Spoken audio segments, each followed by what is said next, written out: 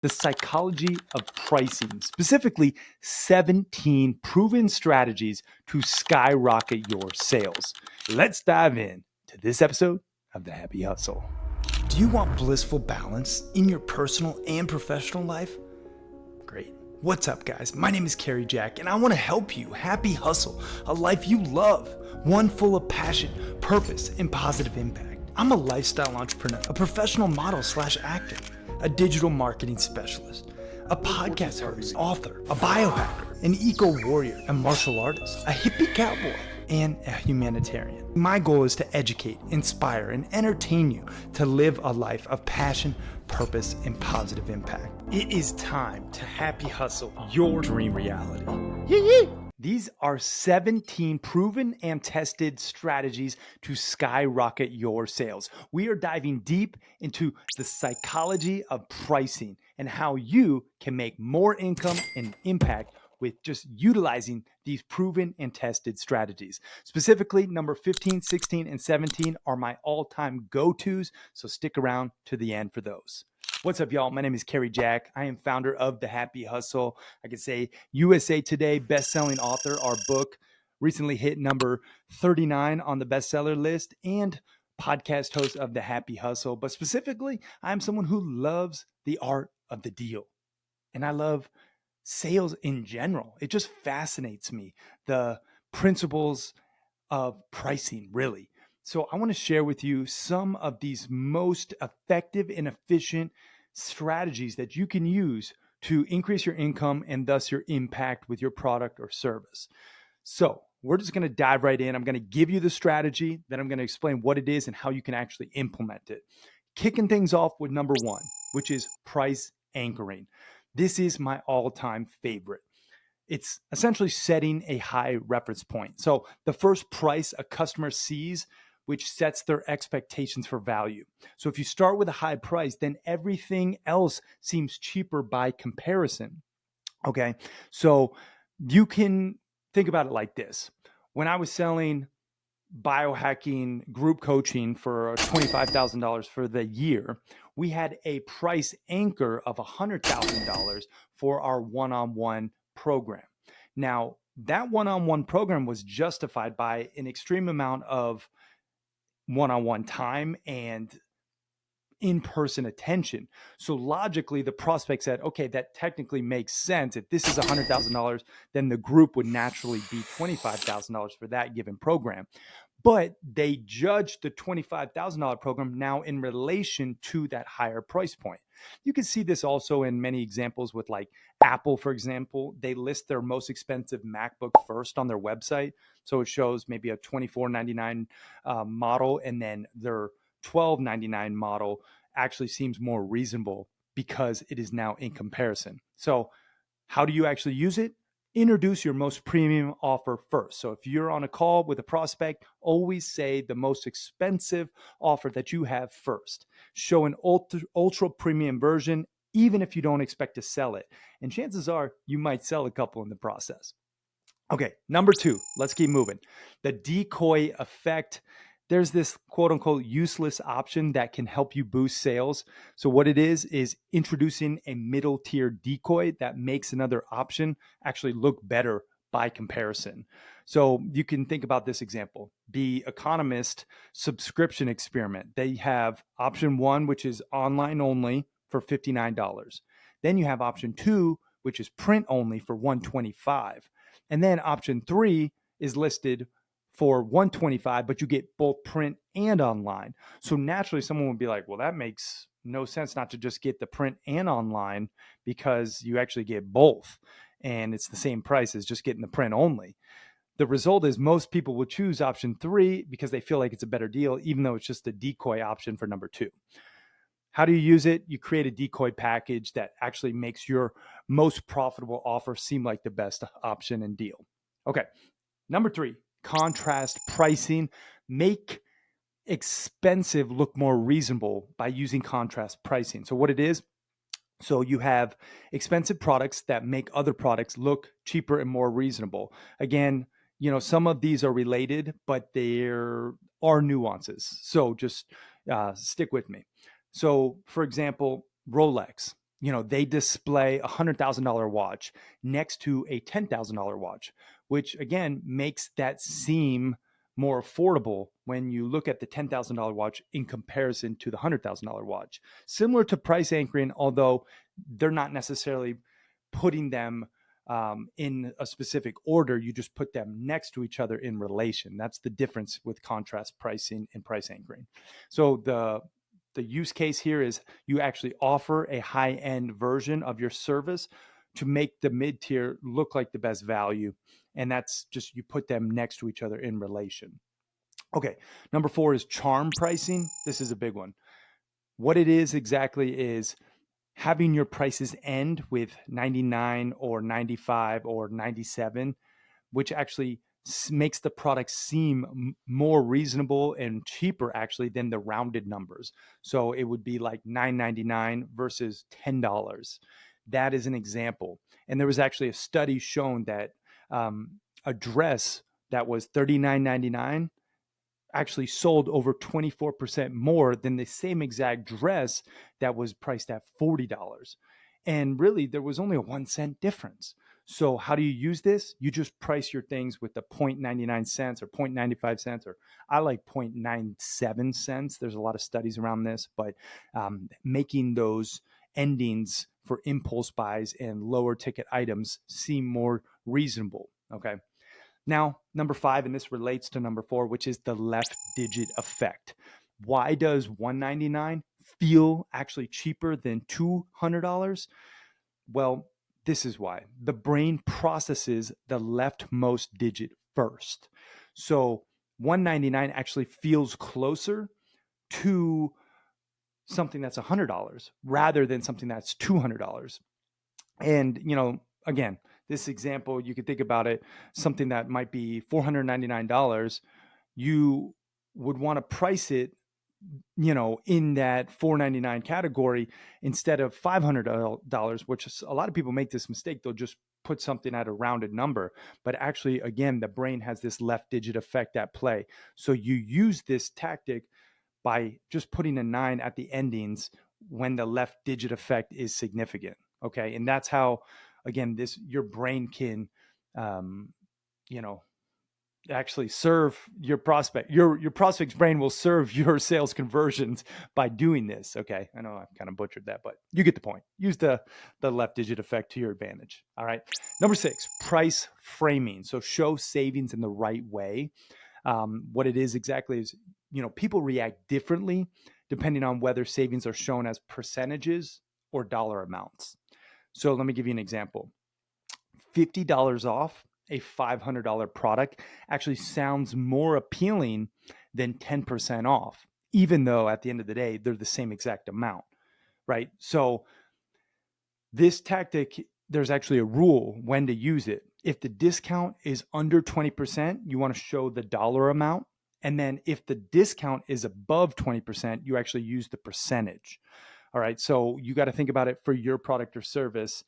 Again, another example here is save 40% sounds better than save $4 on a $10 item.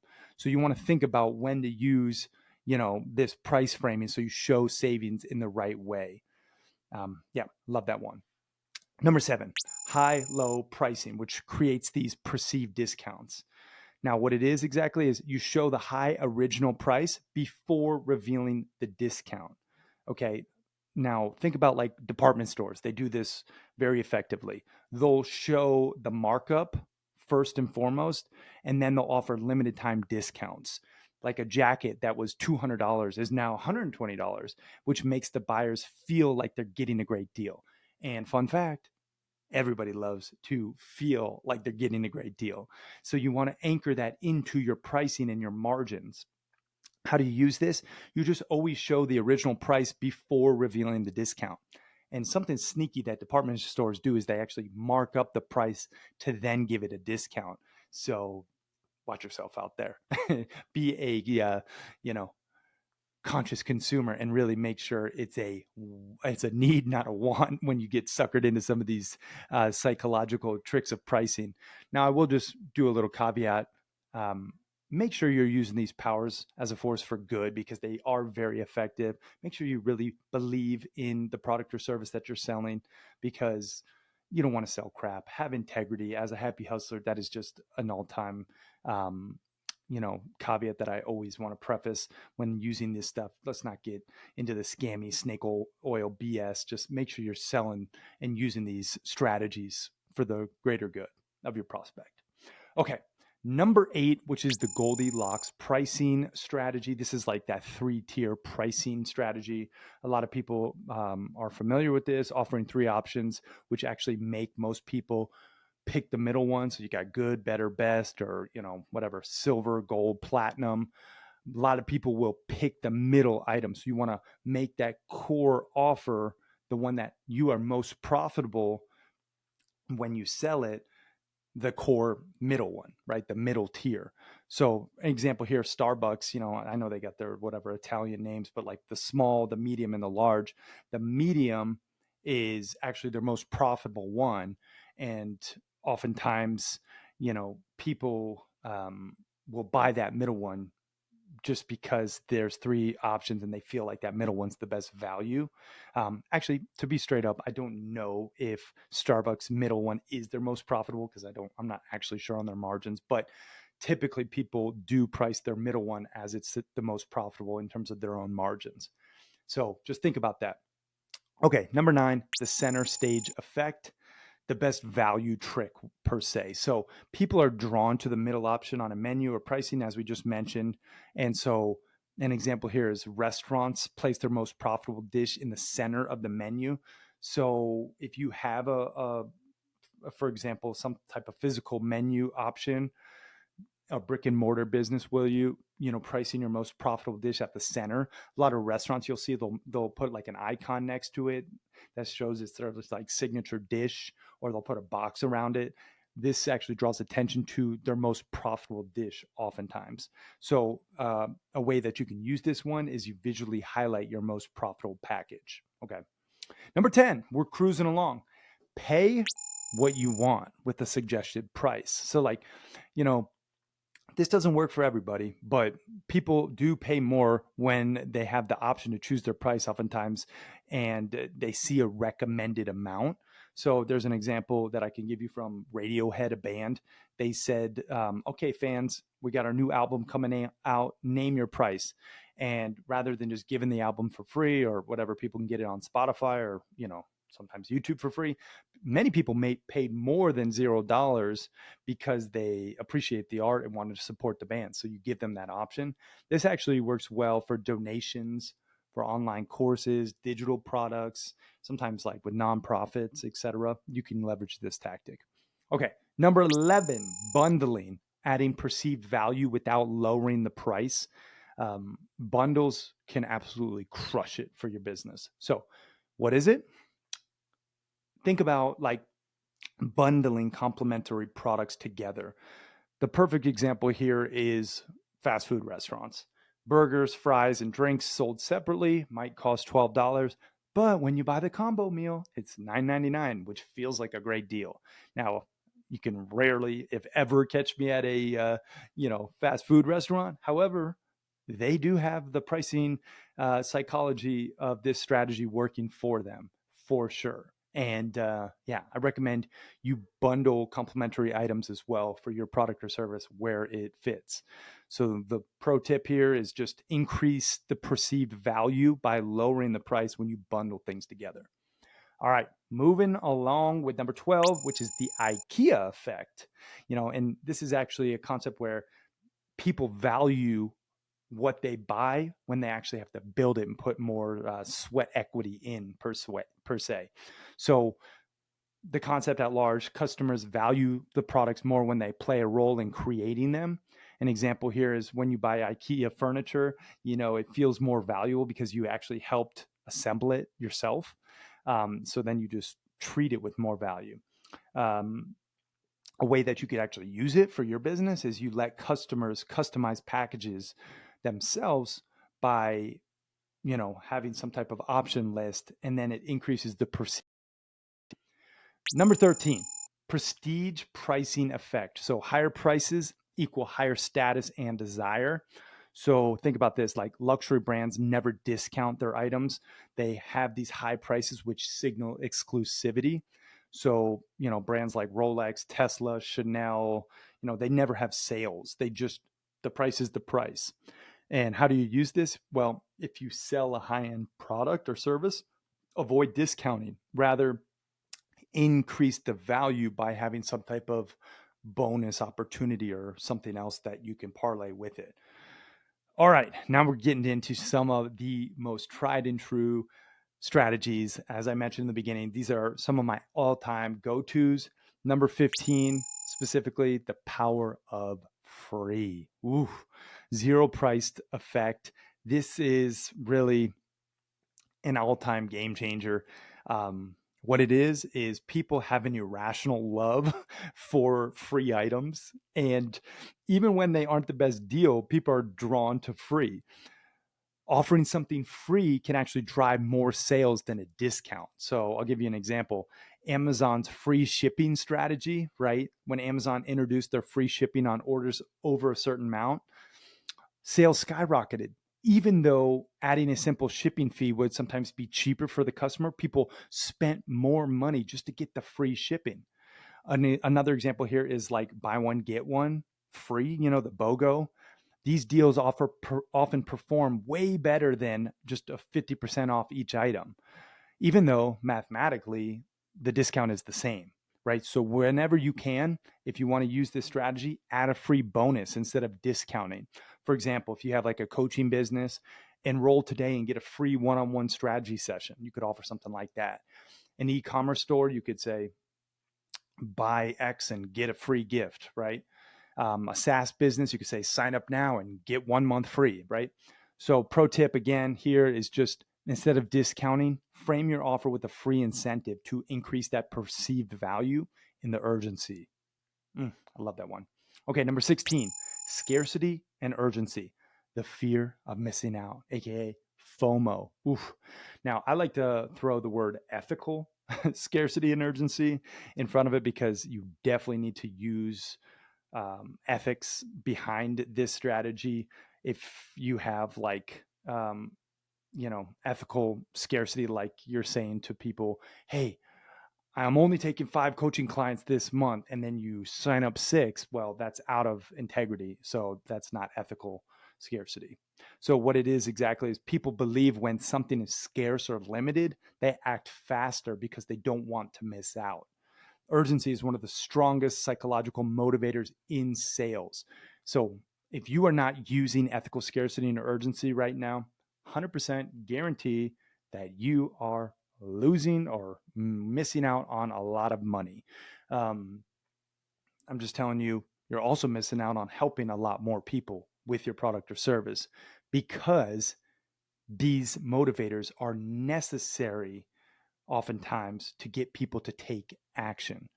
People buy with emotion, but they justify with logic. So the more you can have ethical scarcity and urgency at play, it really can move the needle and help people take action. Oftentimes people need that extra boost. Okay, so a couple examples here. Airlines and hotels, they actually have on their booking sites, you might even notice where it says like only 2 seats left at this price or 4 people are looking at this, right? That's urgency at work, right? And then product launches, you could think of like people or companies like Supreme, Nike, Apple. They do these limited drops to drive demand. Black Friday sales, for example, that's something that's only available today, a Black Friday sale, and it creates this rush to buy, right? So how do you use it? Is you add real ethical scarcity and urgency to your offers. Again, if you have a coaching program or a mastermind, you just say only 5 spots left. Really just make sure that again you're keeping it real and you're only selling 5 spots. E-commerce, you can say limited stock, order before midnight. Course launch, price increase in 24 hours, enroll now, right? Like this is a really powerful strategy. Pro tip again, make it authentic. Fake urgency is going to damage your brand. It's going to damage the trust. So don't do it. Whew. I love that one though. Number 17, bringing it home with reducing the pain of paying. Make payments feel effortless. So big one here, guys. the truth is pain hurts the brain. So the easier you can make it, the more people will spend. Payment plans and one-click checkouts make purchases feel less painful. So an example here is, Netflix, Spotify, Amazon Prime, they have these auto renew subscriptions so that customers never have to think about paying again. There's also features like Klarna, Afterpay, Affirm, which is like a buy now, pay later, which lets customers split payments instead of paying in full. And then you got like Apple Pay, one-click checkout, PayPal, stuff like that, which is no friction. And it actually equates to higher conversions. So how do you use this? You offer payment plans to reduce the sticker shock, making it more frictionless. For example, here, a $997 course, you could do just 3 payments of $400. Now, typically, when you have a payment plan, you want to charge more for the payment plan than just the one-time payment. So you want to incentivize the one-time payment and charge more if they actually do take the payment plan. So for example, if it's a $997 course, that's the one-time payment price. But if they charge, or if they choose the payment plan, then you make it, $400, 3 payments at $400, which equates to, $1,200. So they end up paying $200 more, give or take. All right, high ticket service. You could think about only $500 per month for 6 months. Showing the price in the payment plan. You could also use auto billing for subscriptions. That's why I love our reoccurring membership model for the Happy Hustle Club. And then enable fast checkout options. Little pro tip here too is throw in an order bump. If you have a course, throw in an order bump that complements that product or service that you're selling. This can increase the average cart value greatly. So think about complementary strategies that you can throw together when it comes to the psychology of pricing. And test it. Test different payment structures, test these different strategies, see which ones convert better for you. There's a lot here, but the main takeaway I want you to do and implement is just pick at least one of these strategies to layer into your business right now, or your business that you're looking to actually grow.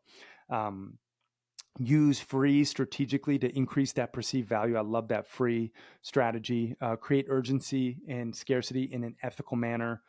Just make pain feel more frictionless. These are just some of the things that you can do to increase your income and your impact. So again, I'm going to recap all of them at rapid fire pace. I'm not going to get into details, but if you want to know the psychology of pricing, the 17 proven strategies to skyrocket your sales, here they are. So number 1, price anchoring, setting a high reference point. Number 2, the decoy effect. You have this useless option that boosts sales. Number 3, contrast pricing, where you make the expensive look more reasonable. Number 4, charm pricing, that $9.99 versus that $10. Number 5 is the left digit effect. Why does $199 feel cheaper than $200? Well, it's because the brain processes the leftmost digit first. Number 6, price framing, show savings in the right way. This is key. Number 7, high-low pricing. You create those perceived discounts and you show the original price first. Number 8, the Goldilocks principle of pricing, which is, the good, better, best 3-tier pricing strategy. Number 9, the center stage effect, which is the best value trick, which is most people are drawn to the middle option, so make it your most profitable. Number 10, pay what you want with the suggested price. This is kind of good for, donations or online courses, digital products. Number 11, bundling, adding perceived value without lowering the price. Bundling, like a combo meal at a fast food restaurant, they do the bundle very effectively. Number 12, the IKEA effect. People value what they build. Number 13, the prestige pricing effect, which is higher pricing equals higher status and desire. Think of luxury brands, how they never discount. They always show the exclusivity within their product pricing. This is a good one. 15, the power of free. So having some type of free item that you can add, framing an incentive that increase perceived value and urgency. Number 16, ethical scarcity and urgency. Again, leveraging the fear of missing out, that FOMO. This is one of the most powerful strategies out there. And number 17, reduce the the pain of paying, where you make payments feel more effortless and frictionless. So those are the 17 pricing psychological principles that are proven and tested to increase your income and your impact. So I hope you got some value from this one. Please do me a solid. Share this with somebody who could also benefit. Like, comment, subscribe, do all the things, show some love. I really appreciate it from the bottom of my heart. I know you could be anywhere. I know your time is your most precious commodity. So I'm just grateful that you spent a little bit of it today with me. Now, again, keep on happy hustling the life you love. Use these pricing strategies for the greater good, not scammy bullshit. Make sure you believe in what you're selling, operate with integrity. But I'm telling you, these really do work. All right, y'all, that's it. Keep on happy hustling the life you love. I am out. Peace and love, everybody.